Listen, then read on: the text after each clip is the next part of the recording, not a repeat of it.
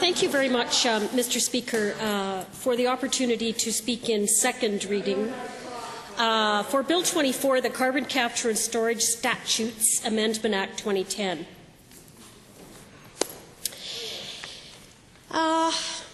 Where do I start on this bill? I listened carefully to what the minister said as he introduced the bill, and I disagree with him on a couple of things, but I'll come back to that. So to begin with, what we have here is the concept of carbon capture and storage that's brought forward in the bill. And I'm responsible for the environment policy put forward by the official opposition, and we do have it in our environmental policy under what we call powering long-term growth. We talk about an energy sector, that Alberta needs an energy sector that includes petroleum and renewable energy, and it names some of those sources. That sector talks about the need to diversify Alberta's investment in carbon solutions by supporting renewable energy, energy efficiency technology, and conservation. That we would look to grow our dependence on solar, wind, and geothermal by a number of different incentives that could be taken, including using that technology fund to create clean energy jobs. So we certainly recognize this. It's in our own policy. I'm going to differ a little bit with some of my colleagues because I'm not quite ready to get on this horse and ride it into the sunset, but because I think there's some issues around it. Let me talk first about one tool in the toolbox. I'm just going to sort of go off on a small tangent here, sir, but it does relate, so bear with me. My father was a welder, so he never had the zen of wood, and he didn't teach me how to use those kinds of tools. Welding, I know. How to work with metal, I know. All of that stuff, acetylene torches, yeah, I'm good. But he failed me as a father because he never taught me how to use the rest of the tools in the toolbox. And I'm reminded constantly when I look at this concept of carbon capture and storage that it's one tool in a toolbox. And I can't think of anybody that would have one tool in their toolbox. You'd open it up and there would be a wrench. And that's it. That's their whole toolbox. I can't imagine that because I'm sure if any of you have ever tried to take the only tool you had, let's call it a wrench, and hammer a nail into a wall, not very effective. Not the tool that you needed to do that. And if anybody else was around that really did use tools, you were in big trouble for using a wrench to try and whack a nail into a wall. You're supposed to use, well, it's true, isn't it?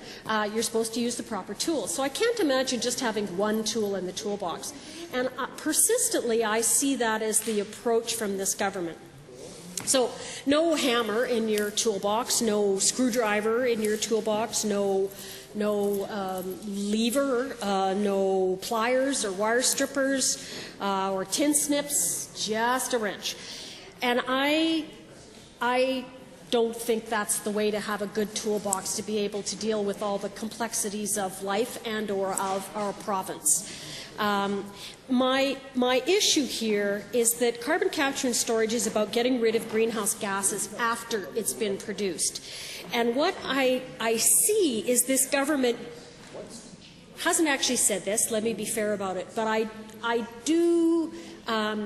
concerned that what we're seeing here is that carbon capture and storage must not be used as an excuse to continue business as usual, to continue using and encouraging more and more and more use of petroleum-based products, more cars on the road, more transport. You can see the backlash against this where people are trying to, grow local and eat local food and buy locally produced items. Part of that is to cut down on transit. Why? Because we've got all these honking trucks out there on the highway driving back and forth, burning petroleum products, which does what? Yes, indeed, it puts greenhouse gases into the air, and then we've got to deal with them. So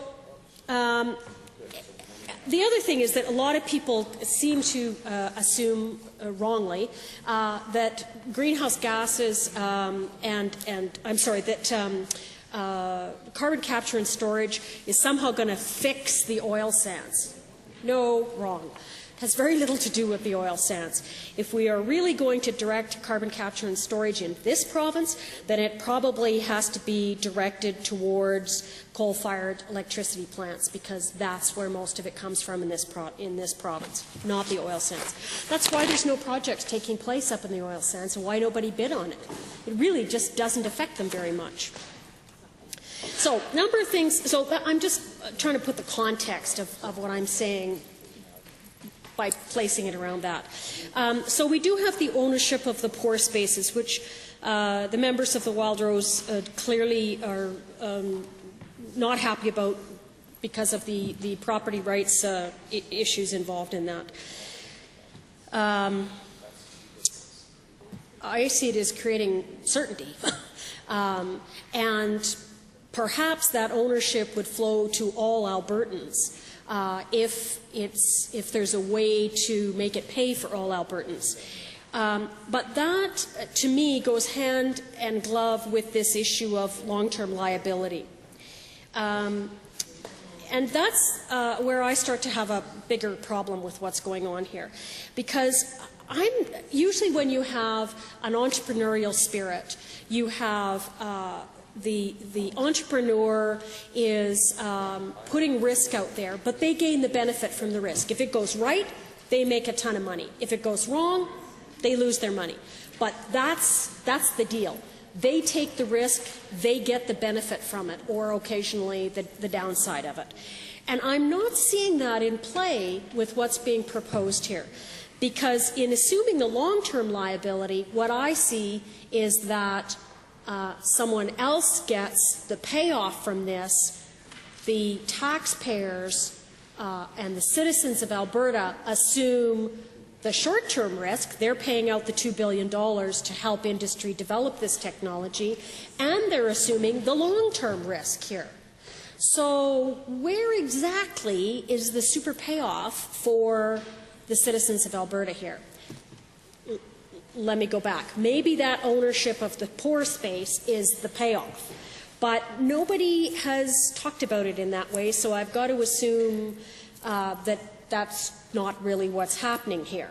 But I'm happy to have someone explain that or put it on the record. So I have concerns about the acceptance of that long-term liability because it's a long-term risk and because the government's now made it Albertans' long-term risk. And where is our payoff? What are we going to get for this? Is our payoff that we can continue to drive cars and use electricity from coal-fired electricity generating plants and pollute as much as we want? Is that the payoff that we're getting from carbon capture and storage? That doesn't seem like a very good idea in this day and age. I can't believe that's what you want us to accept. And I'm getting that sort of slightly raised eyebrow from the previous Minister of Energy and current Minister of Sustainable Resource Development. So I know he's going to have something to say to me, which is great.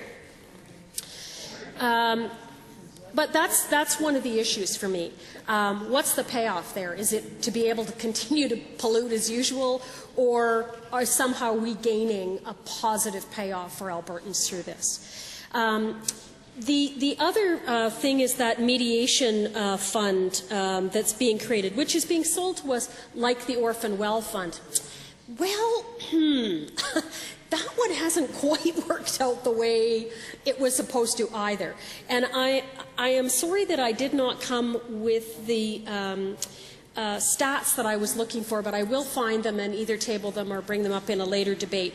But I know that there is a really nice comparison between the amount that is collected from those companies that pay into the Orphan Well Fund, sort of per acre of reclamation, and the amount that Syncrude spent on its 1 acre of officially reclaimed, re-remediated